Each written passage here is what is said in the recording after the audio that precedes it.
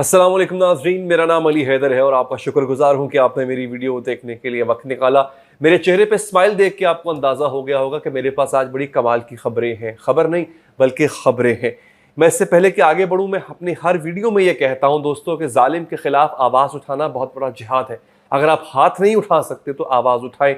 मैं अपनी हर वीडियो में इसराइल के ऊपर लानत भेजता हूं। लानत का मतलब होता है नेमत का उठा लिया जाना। तो ये दुआ है, एक बद्दुआ है जो कि इस जालिम को आपको देनी चाहिए है। अपने कमेंट में, नीचे कमेंट में लानत जरूर लिखिए, फिर इंशाल्लाह वीडियो का यहां से आगाज करेंगे। दोस्तों, आज मेरे पास जो बड़ी वीडियो है ना, जो बड़ी खबर है, वो ईरान के उन मुजाहिदीन ने जो एक काम किया है, कारनामा सर अंजाम दिया है, वो है हैकिंग का। उन इजरायली पायलट्स की पूरी तफसीलात हैक कर ली गई हैं जिन्होंने इसराइल पर जून के अंदर बॉम्बिंग की थी, ईरान पर जून के अंदर बॉम्बिंग की थी। दोस्तों, ये बहुत बड़ी खबर है। ये मेरे पास इसकी डिटेल्स हैं, पूरी दुनिया को हिला के रख दिया। देखिए दोस्तों, इस तरह के जो ऑपरेशंस होते हैं उसको कंडक्ट करने वालों के नाम खुफिया रखे जाते हैं। अगर एक्सपोज हो जाए तो उनकी जान खतरे में पड़ जाती है। अब मुझे एक बात बताइए, जो मुल्क और उसके साइबर अटैक करने वाले हैकर्स यहां तक पहुंच गए हैं, क्या वो उन पायलटों तक नहीं पहुंचेंगे? ये पाताल में भी छुपे होंगे ना, तो ईरान को निकाल के बाहर के इनको सजा देगा। दोस्तों, इसकी डिटेल में आपको देने जा रहा हूं। मेरे पास ये एक बड़ी खबर है। अच्छा, इसके अलावा खबरों का सिलसिला एक बहुत ही बड़ा सिलसिला है। ईरान को धोखा कैसे मिला?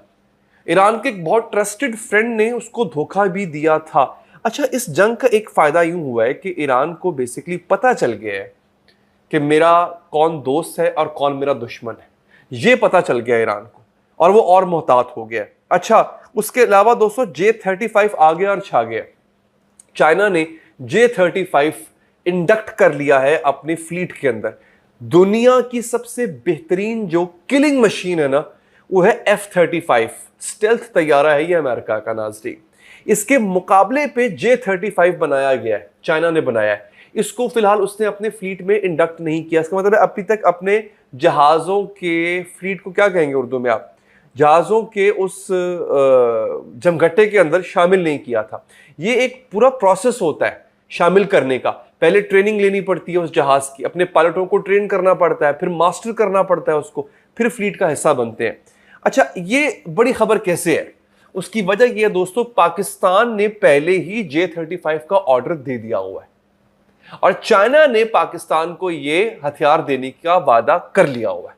तो इस हवाले से ये एक बड़ी खबर है। अब आगे बढ़ते हैं। बहुत सा मेरे पास एक इंटरेस्टिंग खबरें हैं जो कि मैंने बचा के रखी हुई हैं।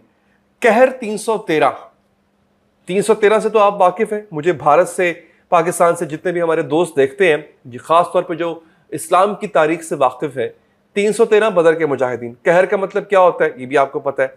ईरान के पास एक ऐसा हथियार आ चुका है। आया क्या है? खुद बनाया उसने। J-35 ईरान को नहीं मिलने थे, हालांकि ईरान ने भी रिक्वेस्ट की थी कि यार दे दो।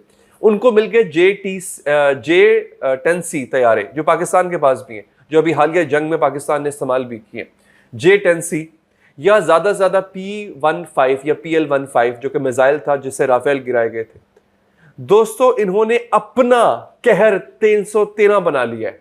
वो ईरान जिसके पास 1960 के जमाने के जो है वो जहाज से, ये जो क्या कहते हैं, अमेरिका ने दिए थे शाह को, खटारा नकारा, किसी काम के नहीं थे और इनकी एयरफोर्स भी किसी काम की नहीं थी ईरान वालों की। उन्होंने अपना कहर 313 बना लिया, जो कि बहुत बड़ी डेवलपमेंट है। नाज़रीन, ये मेरे पास खबर है।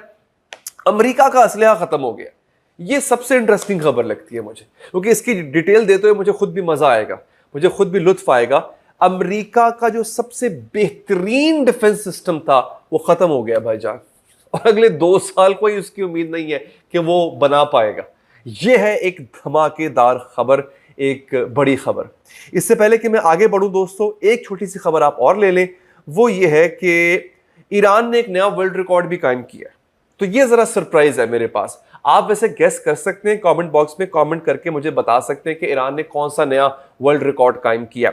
मैं इन खबरों की आपको तफसीलात देने जा रहा हूं। उससे पहले मेरी आपसे 2 रिक्वेस्ट है। पहली, आपको पता है मैं हमेशा कहता हूं कि आप लोगों के कमेंट्स को मैं अपनी वीडियो में शामिल करूंगा, मैं शामिल करता हूं। वीडियो के एंड में आप लोगों के कमेंट्स में पढ़ता भी हूं, उनको मैं दिखाता भी हूं अपनी स्क्रीन के ऊपर।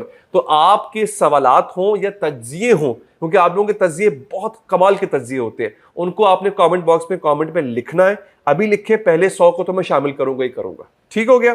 दूसरी रिक्वेस्ट आपसे ये है, आपको पता है मेरा चैनल था अली हैदर ऑफिशियल के नाम से, 2 मिलियन का चैनल था, बंद हो गया, फिर एक और बनाया, बंद हो गया। बंद क्यों होता है? इंटरनेशनल एजेंसीज मेरा चैनल ब्लॉक कर देती हैं। तो ये मेरा तीसरा चैनल है, बड़े ही एहतमाम से बनाया है, बड़ी दुआओं के साथ बनाया ताकि आप लोगों तक मेरी रसाई रहे। मैं 2 महीने गायब भी रहा था। इसको सब्सक्राइब जरूर कीजिएगा। आप सब्सक्राइब करेंगे, उसका फायदा ये होगा कि एक तो आपके कमेंट्स में पढ़ पाऊंगा, अगली वीडियो में शामिल कर पाऊंगा, आप भी सुन पाएंगे, देख पाएंगे। दूसरा ये जो खबरें हैं इसका सिलसिला रुकेगा नहीं। अभी तो खबर आपके सामने स्क्रीन पर आ गई, चलते चलते स्क्रॉल करते, अगली दफा आए ना आए मुझे नहीं पता। तो प्लीज इसको सब्सक्राइब कीजिएगा। ये जनाब सहर इमामी, ये एक ईरानियन जर्नलिस्ट है और वहां की काफी मशहूर जर्नलिस्ट है। सहर इमामी आप टाइप कर सकते हैं। उन्होंने ट्वीट किया है, ईरान ने मेजर ब्लो दिया है इजराइल को कॉवर्ट ऑपरेशंस में। क्या?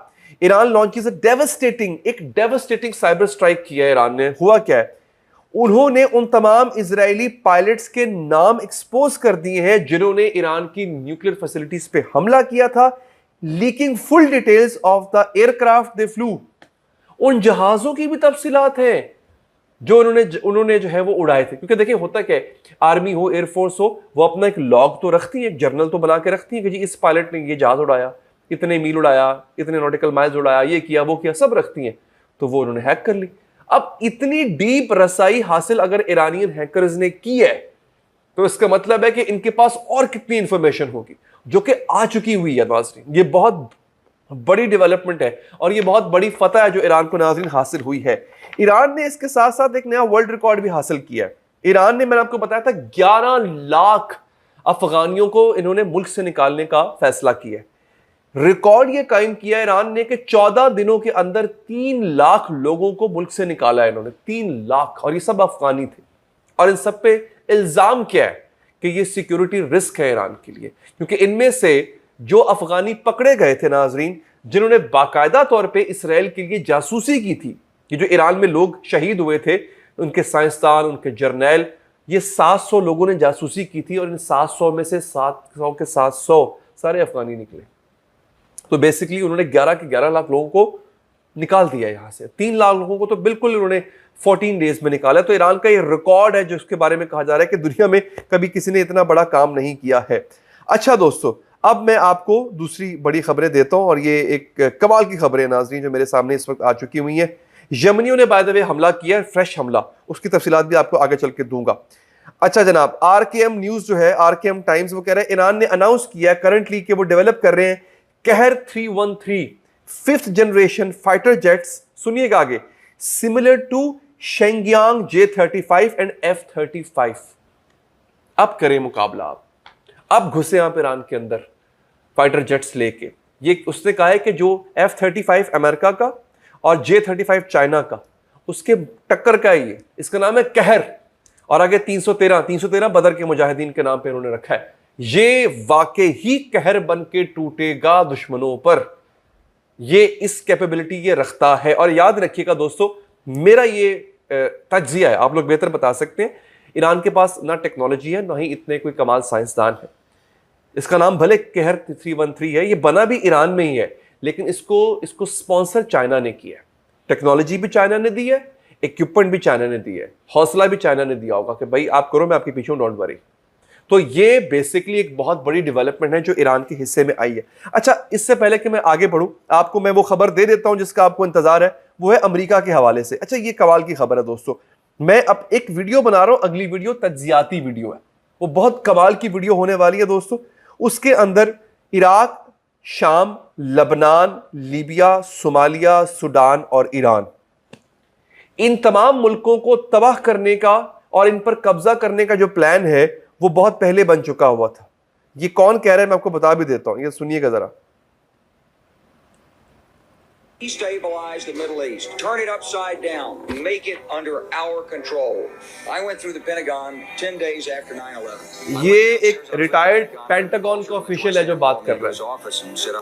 ये बंदा कि जब 9/11 हुआ था He said, तब प्लान बन गया था कि इन तमाम ममालिक को तबाह करना है। आप देखिए इनमें से कितने तबाह हो चुके हुए हैं अब इस वक्त। ये मैं इस पे अलग से वीडियो बनाऊंगा। ये बहुत बड़ी बात की है इस आदमी ने। इसमें से 7 ममालिक चुने थे 9/11 के बाद कि हम इनको तबाह करेंगे, उनमें से 6 तबाह हो चुके हुए हैं। लीबिया, इराक, शाम, अफगानिस्तान, खैर उसमें शामिल सूडान, सोमालिया, लबनान, ये तबाह हो चुके हुए हैं। अब रह गया सिर्फ एक ईरान जो कि डटा हुआ है, जो कि खड़ा हुआ है। दोस्तों इस पे मैं अलग से अपने अगला वीलॉग लेके आ रहा हूं। ये तो बहुत बड़ी डिटेल है इस आदमी का, ये पूरे 2 मिनट का क्लिप है, इससे पूरी डिटेल बताई है इसमें। वो मैं यहाँ पे चूंकि दामन वक्त में गुंजाइश नहीं है तो मैं आगे चल के अगली वीडियो में इसका जिक्र जरूर करूंगा इंशाल्लाह। अब मैं आता हूं दोस्तों, हुआ क्या है। अमेरिका के पास जो हथियार खत्म हो गए हैं, ये एक बड़ी खबर थी जिसने मुझे हैरान भी किया, परेशान भी किया। यहां से खबर निकालने में थोड़ा वक्त लग जाता है तो आप लोग जरा मेरे साथ रहा करें नाज़रीन। ये जनाब, इसको मुख्तलिफ जो है ना वो अखबारों ने इस खबर को छापा है। सबसे पहला अखबार है हैरिट्स। आपको पता है भाई आपको खबर लेके आता है, सोर्स के साथ लेके आता है। हैरिट्स, गूगल पे जाके चेक कर ले, HAARETZ, हैरिट्स के नाम से इसराइल का सबसे मुस्तनद बेहतरीन अखबार माना जाता है। उसने कहा है जनाब कि बेसिकली इजरायली पब्लिकेशन हैरिट्स रिपोर्टेड कि यूएस मिलिट्री ने थर्ड जो मिसाइल सिस्टम है वो इस्तेमाल किया। कब? जब ईरान ने इसराइल पे हमले शुरू किए। 93 थर्ड इंटरसेप्टर्स 11 दिनों में अमेरिका ने इस्तेमाल कर लिए इसराइल को बचाने के चक्कर में। अच्छा दोस्तों, ये कोई शुरलियां पटाखे तो है नहीं कि इस्तेमाल करी जाओ और बनती जाएगी फैक्ट्री के अंदर। नहीं दोस्तों, ये बड़े महदूद पैमाने पे बनते हैं। उसकी वजह यह है कि इसको बनाने का तरीका बहुत मुश्किल है और दूसरा यह कि इसमें कॉस्ट बहुत आती है। तो अखबार आगे लिखता है कि with an annual production rate of about 36 to 48 thought interceptors, the US used up nearly 2 years worth of the missiles during the war.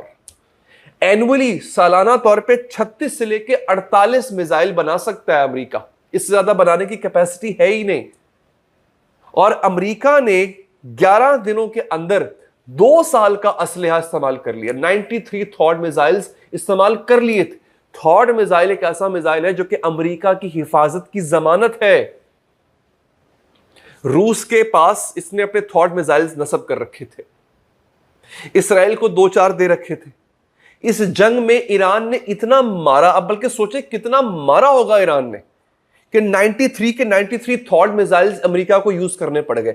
दोबारा कहता हूं, मैं नहीं कह रहा, हैरिट्स अखबार कह रहे हैं दोस्तों। सलमान अहमद एक सहाफी हैं जो कि बहुत ज्यादा जो तज्जिया करते हैं और खबरें देते हैं इसराइल के हवाले से, अरब ममालिक के में ही रहते हैं वो। उन्होंने भी ट्वीट किया इस खबर को। नाज़रीन, अमेरिका के पास अगले 2 साल के लिए थॉड नहीं है। ये एक बड़ी खबर है। और यहां पे एक उसमें ऐड कर दूं एक और चीज दोस्तों, इसकी जो लागत है वो कम से कम भी 1.2 अरब डॉलर्स की है। तो अमरीकी तभी तो इस वक्त गुस्से से पागल हुए हैं। आप अमरीकी हुकूमत की बात ना करें, अमरीकी अवाम गुस्से से बिफरी हुई है इस वक्त। नाजरीन, वो कहते हैं हमारे टैक्स का पैसा कहां रहा है, आखिर हो क्या रहा है दोस्तों। तो ये थी वो बड़ी खबर नाजरीन जिसका मैंने आपको मैंने जिक्र किया। आखिरी खबरें कुछ आप मुझसे ले लें, फिर मैं आप लोगों के कमेंट्स जो आप लोगों ने किए थे मैं वो पढ़ूंगा। रूस को हारने नहीं देंगे, चाइना ने कहा है कि जनाब रूस यूक्रेन में नहीं हारेगा, क्योंकि अगर रूस हारता है तो फिर अमेरिका का फोकस इसके बाद हम पे हो जाएगा। हम रूस को हर हाल में जिताएंगे। लगता यह है रूस यूक्रेन को खा जाएगा। यह है नाज़रीन बड़ी खबर। अब आते हैं दोस्तों आप लोगों के उन कमेंट्स पे जो आप लोग करते हैं। मुझे बड़ी खुशी मिलती है जब आप लोग कमेंट करते हैं, आप लोग इतना प्यार देते हैं नाज़रीन। ले जनाब, ये मेरे पास इस वक्त वीडियो खुल चुकी हुई है आपकी। ले जनाब, यूट्यूब पे जो मेरी वीडियो लगी और जो फेसबुक पे लगी है, जिन नाज़रीन ने देखी है उनके कमेंट्स में यहां पर पढ़ने जा रहा हूं दोस्तों। खबर ये थी, उसका थंबनेल ये था, बड़ी ब्रेकिंग, हजारों इसराइली लड़कियों का रेप। इसराइलियों ने नई इबादत इजाद कर ली, पूरे मुल्क में तहलका। ये बहुत बड़ी खबर थी बाय द वे, ये वीडियो जाके देखिएगा जरूर। लड़कियों ने खुद आके टेस्टिफाई किया है और उन्होंने कहा ये तो अभी टिप ऑफ द आइसबर्ग है, आप आगे देखिए हजारों नहीं लाखों लड़कियां सामने आएंगी। इसराइल में नई इबादत का एक इजाद की गई है दोस्तों, ये बड़ी इंपॉर्टेंट है। ये तारीख में पहली बार ईरानी सदर का इंटरव्यू मगरबी मीडिया पर, यह भी बड़ी खबर थी। इसके नीचे इस वीडियो में जो आप लोगों ने कमेंट्स किए हैं मैं पढ़ने जा रहा हूं दोस्तों। आप लोग बड़े प्यारे बड़े भरपूर कमेंट्स करते हैं, बड़ा अच्छा लगता है कि आप लोग इतना प्यार देते हैं दोस्तों। अच्छा कमेंट है जनाब, मैंने आपसे कहा था कि आप लोग कमेंट किया करें। मैं पहले कमेंट्स जो है शुरू का तो लाजमी पढ़ता ही पढ़ता हूं, अगले भी पढ़ता हूं। करबला के बाद गजा के मुसलमानों ने करबला की तारीख रकम कर दी, इसमें कोई शक नहीं है। सईद अख्तर साहब लिखते हैं, सईद अख्तर सिद्दीकी साहब। अच्छा बाकी लोगों ने दुआएं भी लिखी हुई यहाँ पे। राना रऊफ लिखते हैं, या अल्लाह पाक तुझे करबला के शहीदों का वास्ता मुसलमानों को एक होने की तौफीक अता फरमा, आमीन। मुहर्रम के आयाम है, आशूरा का दिन है, लोगों ने जो है वो इस पे कमेंट किया है। बहुत ज़बरदस्त खबर दी है, सुनकर बहुत हैरानी हुई, मोहम्मद सैफ साहब लिखते।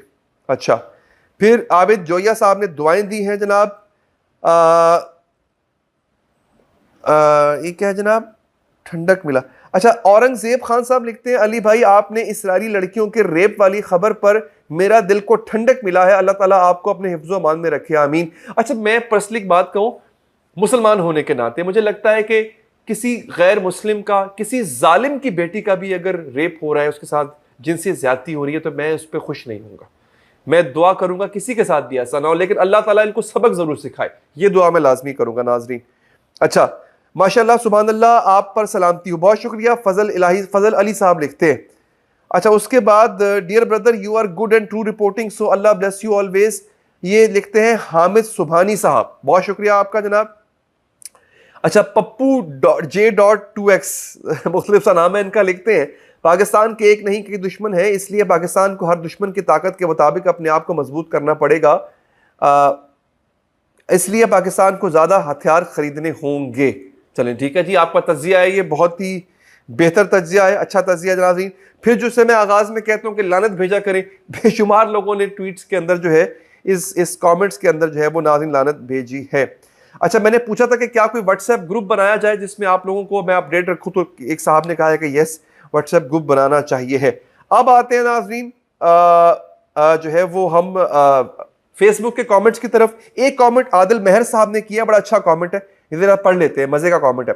अली भाई मेरी दो बातों को आप प्रमोट करें। हम अब्राहम अकॉर्ड को इस सूरत में कबूल करेंगे कि स्टेट ऑफ इजराइल को अमेरिकन हदूद में मुंतकिल किया जाए। क्या कमाल तज्जिया दिया आपने, बहुत अच्छा। और तमाम फलस्तीनी ज़मीन जो 1947 में फ़लस्तीनियों के पास थी, इनको वापस दे दी जाए और इसराइल का परचम अमेरिकी परचम के एक कोने पर कंधा किया जाए। दूसरा नंबर 2, समंदरी कवानीन में तब्दीली की जाए, किसी भी मुल्क के फौजी बहरी बेड़े अपनी समंदरी हदूद तक महदूद रहें, बैनुल-अक़वामी समंदरों में बहरी जंगी बेड़ों को ममानत की जाए और इसे नए समंदरी कानून का हिस्सा बनाया जाए। आदिल मेहर साहब क्या खूबसूरत बात आपने की है, मैं इसी बात को प्रमोट करता होता हूं कि आप लोग तज्जिया भी दिया करें। आप लोगों के तज्जियों से मुझे बहुत फहम मिलता है, बहुत लर्निंग मिलती है। इस तरह के तज्जिए मैं फिर अपनी वीडियोस में शामिल करते हूँ। फेसबुक पे आप लोगों ने जो बड़े अच्छे अंदाज से आप वहां पर भी मुझे साथ देते हैं, आप लोग मुझे मेरी हेल्प करते हैं, तो अब आपके फेसबुक के कमेंट्स पढ़ते हैं। लेकिन आप फेसबुक पर आ चुके हैं, यही वीडियो जिसका पहले जिक्र हो रहा था, यहाँ पर भी माशाल्लाह आप लोगों ने बहुत सारे कमेंट्स किए। अच्छा आज़ाद अली गौर तहीम लिखते हैं, सैयद अली हैदर भाई शुक्र है हमने दुनिया से खरीदे हैं हम एक, अच्छा मुझे समझ नहीं आई क्या लिखा उन्होंने, मुश्किल सा कुछ था।